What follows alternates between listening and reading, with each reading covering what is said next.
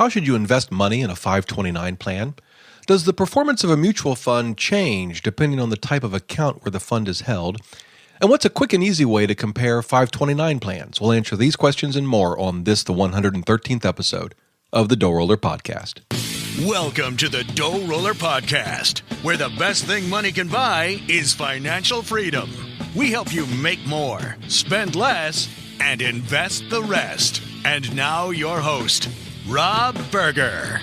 Whether you're just starting out, buried under a mountain of debt, or well on your way to financial freedom, this is the podcast to help you take your finances to the next level. Hey, everybody, this podcast is sponsored by Betterment, the most preferred automated investing service. Betterment has cutting-edge technology to optimize returns, minimize taxes, and save you time and money. Join over 34,000 customers who have already streamlined their portfolio management at betterment.com/roller. That's betterment.com/ROLLER. So today is 529 plan day here at DoughRoller headquarters. We're going to cover what is really an important topic, something that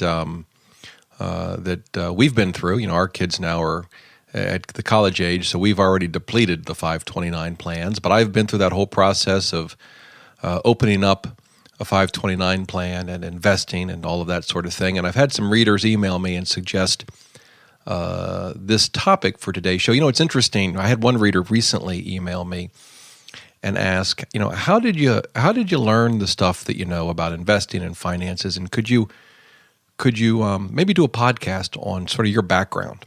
And so I'm going to do that. It's kind of a little weird to talk about yourself for 30 minutes or whatever, but I'm going to give it a go. But as I was thinking about that podcast and preparing for it, I haven't recorded it yet, but you know, I was thinking it's part of it is just experience. I was thinking, you know, we've bought homes, we've refinanced mortgages. I've managed a 401k, I've managed an IRA, I've rolled over 401ks and IRAs. We've had 529 accounts. You know, we've bought HUD foreclosures. We've gone through trusts and estates and preparing wills and all of those sorts of things. And so part of it is just kind of living through this stuff. And that's certainly true with 529 plans. We had one for our son, one for our daughter.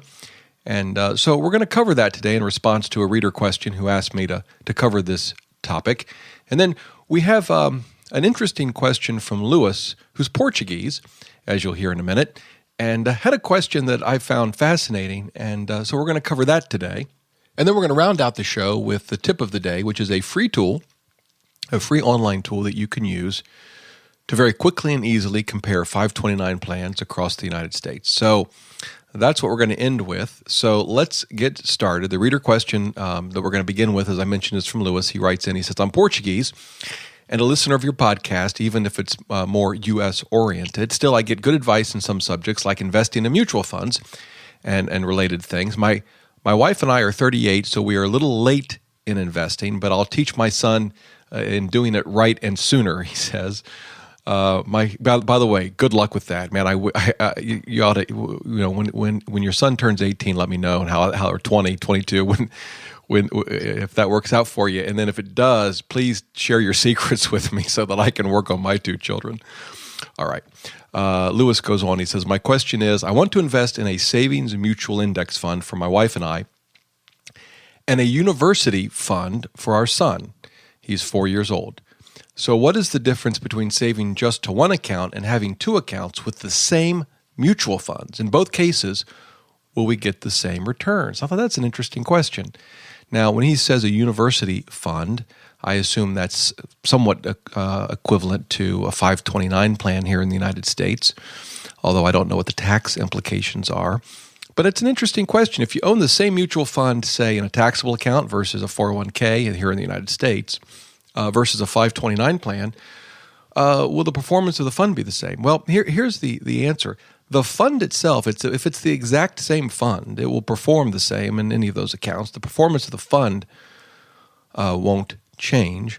But what could change is your after-tax returns, depending on the tax treatment of that fund. So for example, if you own a fund, again, in the United States here, in a Roth IRA, it's going to grow tax-free, assuming that you follow the rules, including the 5-year rule, for example, that we've talked about in recent episodes. It's going to grow tax-free. Compare that to owning it in a traditional IRA, it's going to grow tax deferred. And when you take the money out, you're going to have to pay ordinary income tax. Compare that to a taxable account where you're going to have to pay tax annually if it distributes any dividends or capital gains. And then you're going to have to pay capital gains tax, either short-term or long-term, depending on the circumstances, if and when you sell the investment. So while the underlying performance of the fund in all three of those scenarios will be identical, your after-tax returns will vary, and they can vary significantly.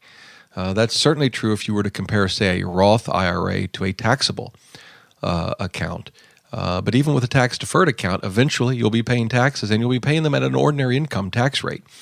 So the underlying mutual fund performance is the same, but the money you take home after taxes can vary significantly. So, Lewis, I hope that helps you. Again, that's a very U.S.-based answer to your question, and I'm afraid that's the best that I can do. But the mutual fund should perform the same, but the after-tax returns will be different. And by the way, you can look those up in Morningstar. We've talked about that. They have a tax tab for mutual fund, and it will show you its sort of estimate of the after-tax performance of a mutual fund. There you go. Hopefully that helps you. Okay, now on to the main topic of the show. This comes from, again, another listener named Robert.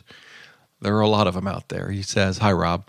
I have an idea for a future podcast or blog if this has not been previously covered.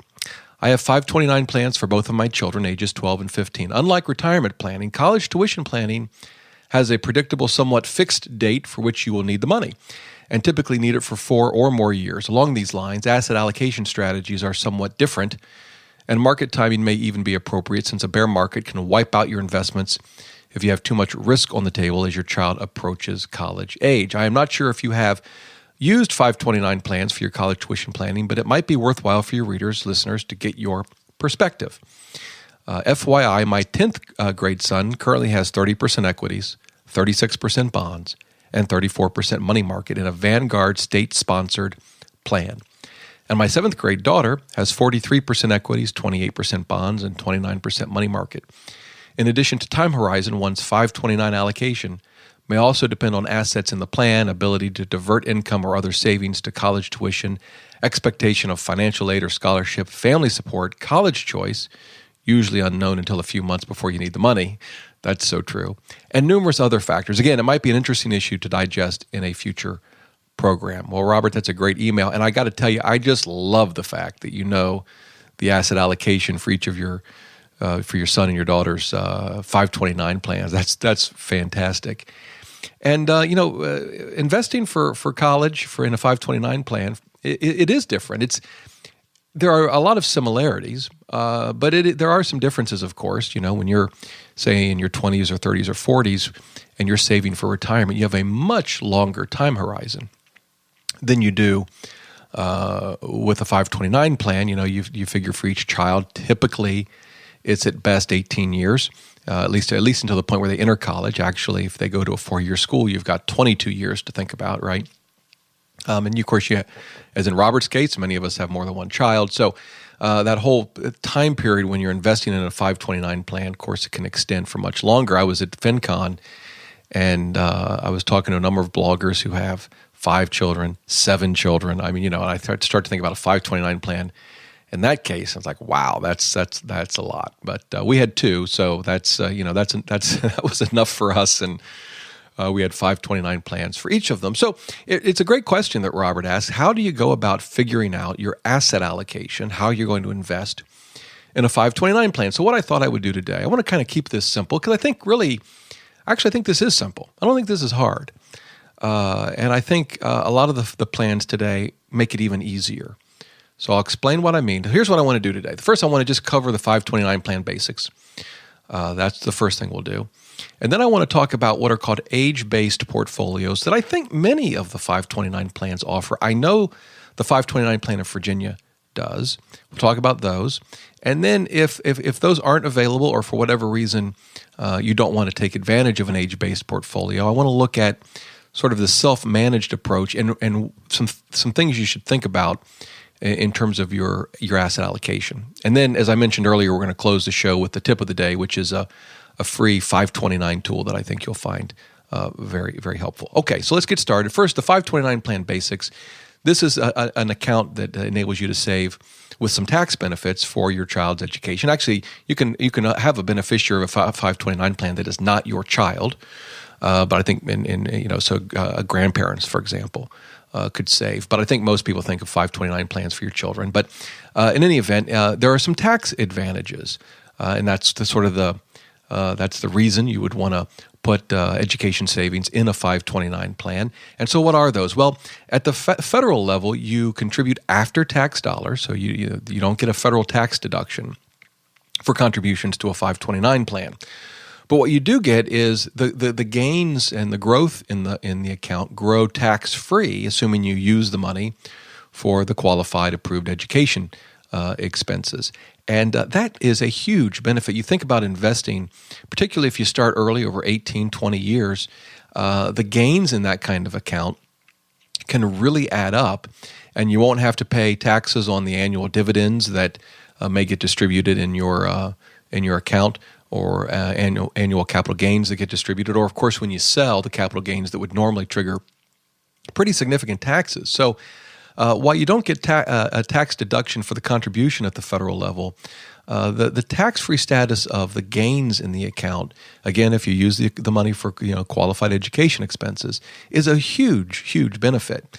And so that's what you get at the federal level. At the state level, the benefit depends. It varies from state to state, but in many states, you get a tax deduction. Now, in my experience, the states do limit it. So in Virginia, I don't know if it's changed since we were doing it, but you got a deduction up to $2,000 per child for contributions in the Virginia 529 plan. So we live in Virginia. I could not contribute to Utah's 529 plan and get a Virginia state tax deduction. I have to contribute to the 529 plan in my state. Now, if the tax deduction were important to me, I could open up a 529 plan in a different state. So, for example, I was looking at Texas. Texas does not give you an income tax deduction for a 529 contribution. Now, my first reaction to that was, boy, Texas, you ought to get your act together. But then I thought, wait a minute, there's something in the back of my mind telling me that Texas doesn't have state income tax.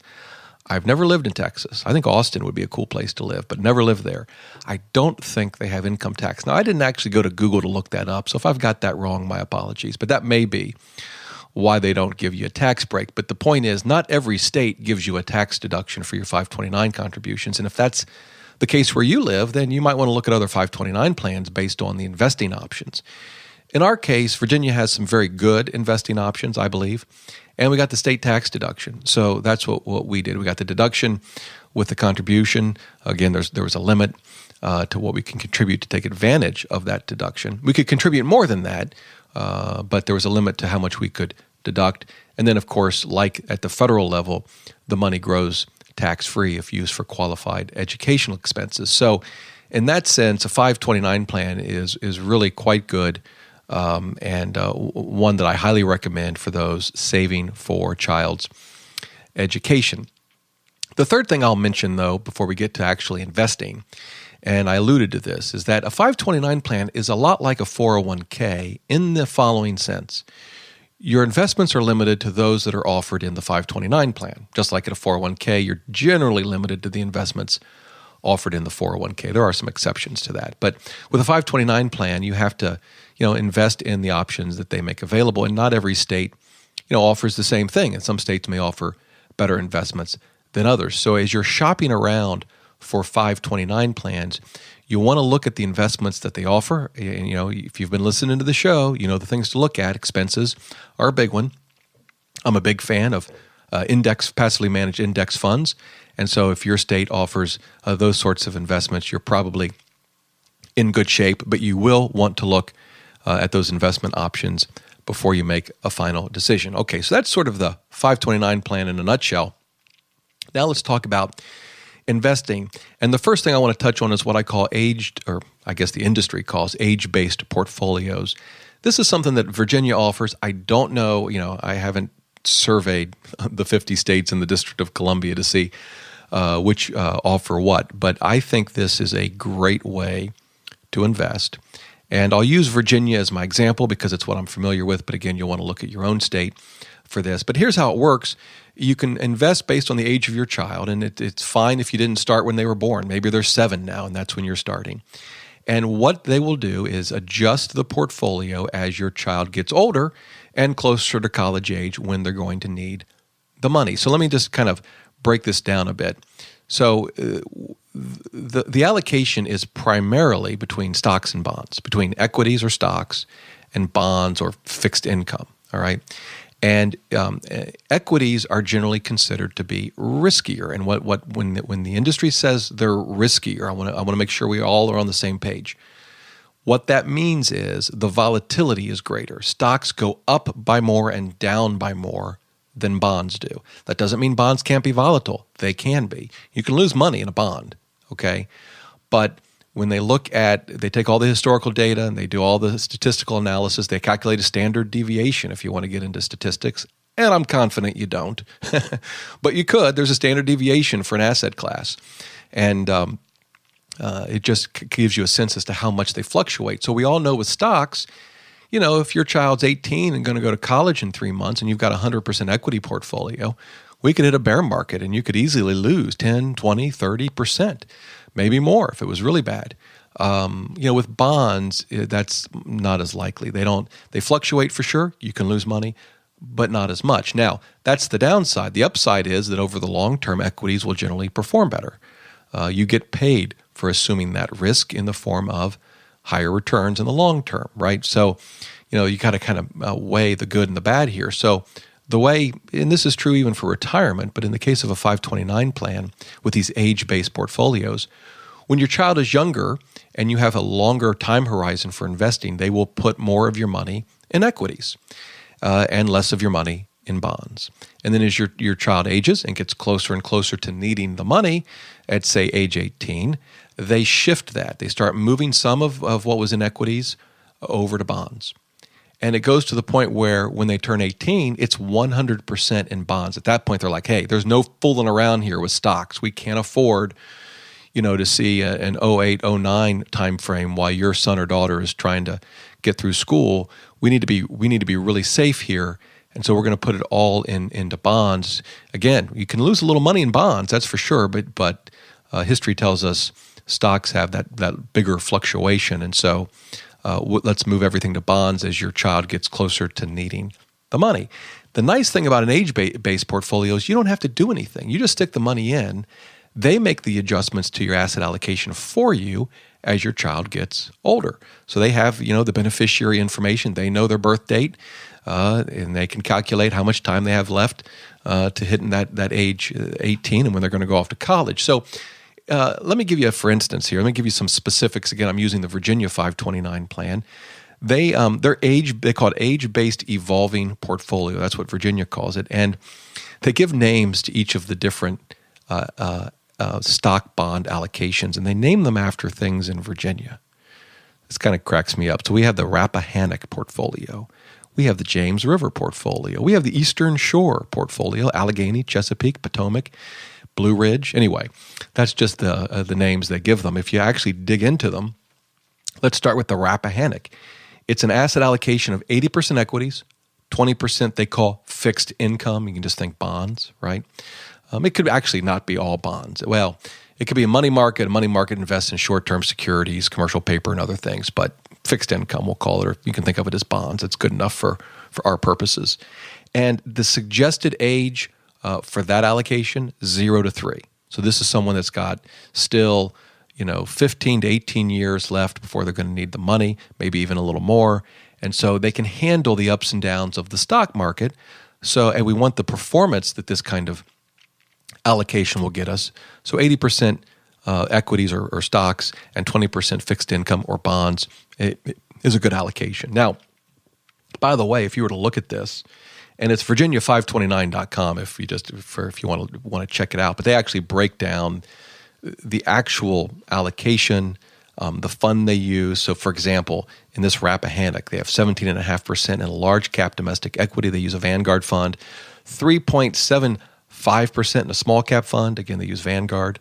11.25% in a small mid-cap fund, the Youth Rothschild Asset Management, and it goes on and on. So they break down into great detail the specific funds that they use.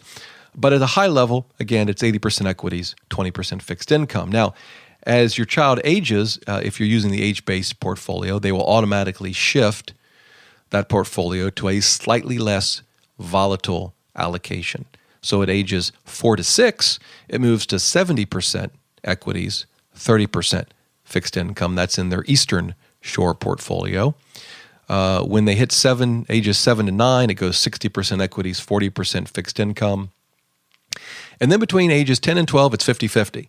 So let's think about that for a second. At age 10, you've got 8 years left before you start school. You may not use the 529 plan in the freshman year for your child, and there could be good reasons not to, by the way, including financial aid, but that's beyond the scope of this podcast. But in the event, you're obviously your child's getting closer and closer to college, and so you've got this shorter time horizon. You still got a decent amount of time, but you still got to be careful because the equity market can go into a bear market for an extended period of time, so you got to be careful. So it just goes on down. When you get age 13 to 15, it's 40% equities, 60% fixed income. And then when you hit 18, they have a 16 to 18 range. That's 25% equity, 75% fixed income. And then when they hit 18, presumably the year they're going to start school, it's 100% bonds or fixed income. So that's kind of how this strategy works. Again, the theory behind it is as you get closer and closer to needing the money, you should be putting less and less into equities, more and more into bonds. With an age-based portfolio, it's just so easy. You stick the money in, and they do all the work for you. Now, that's the age-based portfolio. Again, that may or may not be available in your 529 plan, but I would definitely check it out. If I were investing today, I don't think they had these. See, I'm showing my age. I don't think they had these when we invested for our children. If I were investing today, that's what I do. I'd put it right in there. Now, before I go to, just some thoughts on other approaches to this, one thing I want to say is you may be saying, well, does this same analysis work for retirement savings? Because when I hit retirement, if you're going to retire at 65, when I hit retirement at 65, should I be in 100% bonds? In my opinion, the answer is no. You say, well, I don't get it. I need my money, and that's what we're doing here. So what's the difference? Here's the difference. For college education, you're generally talking about a 4-year time period. Yeah, maybe a little more if you're going to graduate school. But it's a relatively short period of time in which you'll need all of your money. When you retire to age 65, hopefully you're thinking about maybe a 30-year time period for retirement, right? So retirement spans a much longer time period than does college. Well, actually, I think I know a few people that's tried to challenge that. They've been in college for a really long time. You probably know some of them too. But for the most part, retirement is much longer than the college education. And so your investing horizon, yes, you'll need some of the money right away when you retire, but only a portion of it. And so your investing horizon is much, much longer. So when you hit retirement, for most people, again, I'm not going to say you'd never be 100% fixed income because every situation is different. Maybe you've got so much money, you can do that and still have plenty of money for retirement, and you're just more comfortable doing that. So I'm not going to say never, but I think for most folks, certainly for myself, I'll still have a healthy amount in equities when I retire. I don't know exactly what the number will be. I think 60-40 is probably my best guess is where I'll be.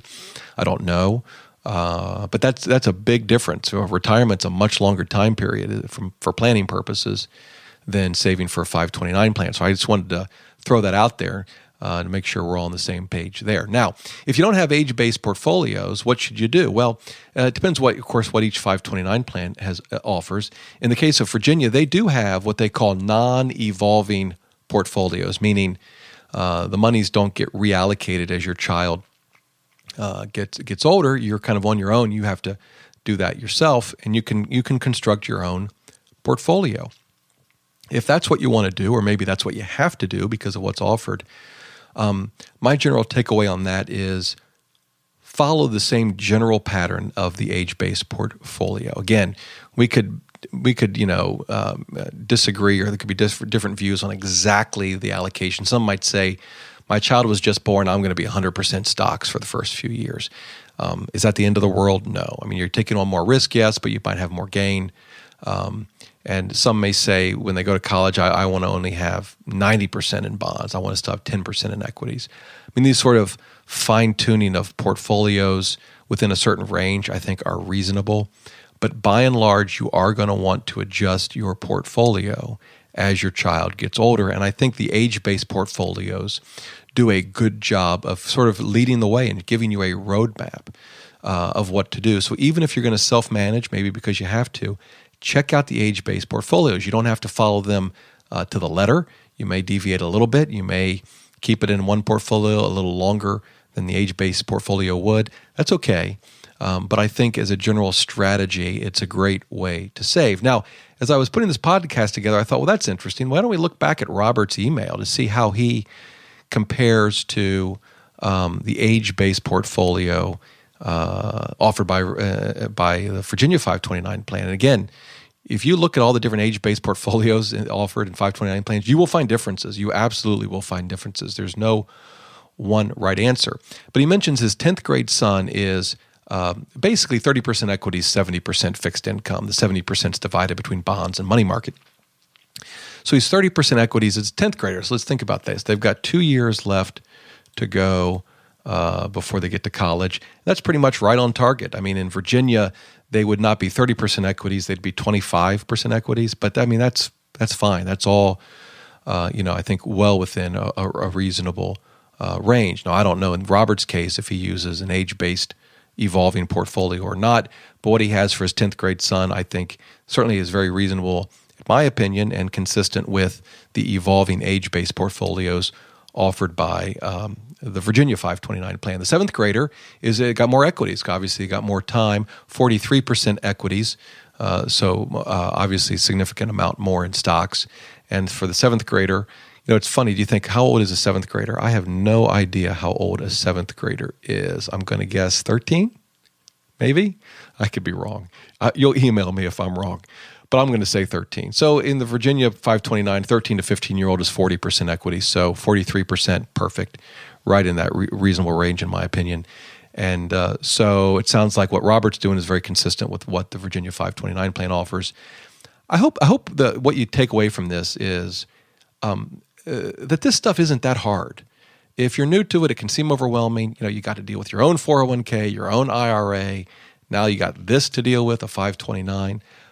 Most of the 529 plans, and again, I've not reviewed them all, but most of them out there offer some pretty good investments, and at least the ones I've seen, and make it easy in various ways. So this isn't that hard. It's just not. Now, again, I know it can seem overwhelming at times, but I think they've done a lot to bring down costs, and they've done a lot to make this as easy as possible. Again, I really like the age-based portfolios just because they're easy.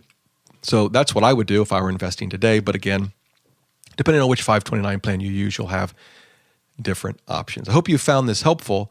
I want to mention the tip of the day because it's related to what we're talking about, and it is a 529 map offered by Vanguard. They have this really cool map of the United States, and you can hover over any state, and it will tell you some information about that state. It will tell you whether you get a state tax deduction if you live there and contribute to the 529 plan. So that's an easy way to figure out the state you're in, if there's a deduction, or maybe you're moving and the state you're moving to. And it also tell you some information specific to Vanguard. It will tell you if Vanguard manages the 529, because Vanguard does manage 529 plans for some states. It'll also say if it doesn't manage, if it nevertheless, that state has Vanguard funds as investment options. So in the case of Virginia, yes, there's a state tax deduction. I'm hovering over Virginia now as I record this podcast. There is a state tax deduction. There are Vanguard investment options in the plan. I alluded to that earlier. But no, Vanguard does not manage the Virginia 529 plan. So it's a great tool. You can just click over any state. It'll give you this information. Now, how do you find this map? The easiest way is to go to the show notes of this episode, DoughRoller.net/podcast113. I will leave a link to this map in the show notes. Now you say, come on, Rob. I mean, I appreciate you want people to go to your site and all, but maybe you could just give us the URL and make life easy for everyone. Well, okay. If that's what you want, here's the URL. You ready? Hope you're not driving. Get your pen ready. Here it goes. Personal.vanguard.com/US/113. what we offer /college/finda, that's finda, F-I-N-D-A, 529 ? Link equals get started, ampersand, link location equals college_overview. Did you get all that? Come on, Vanguard, make those URLs easier. Got to give Vanguard a hard time from time to time. So that's the URL to that 529 map. Or you could just go to DoughRoller.net/podcast113, and I'll leave a link to that map in the show notes. Well, there you go. Hope you enjoyed the show. Hope it was helpful for you. If you have any questions about a 529 plan or personal finance or investing or life, just shoot me an email, dr@DoughRoller.net. Would love to hear from you. I read every email. As you know, you're probably sick of hearing that, but I do. And I respond to every single email. And by the way, if you haven't subscribed to this show, what are you waiting for? Just go to iTunes and subscribe. I'd really, really appreciate it. Hey, until next time, remember, the best thing money can buy is financial freedom.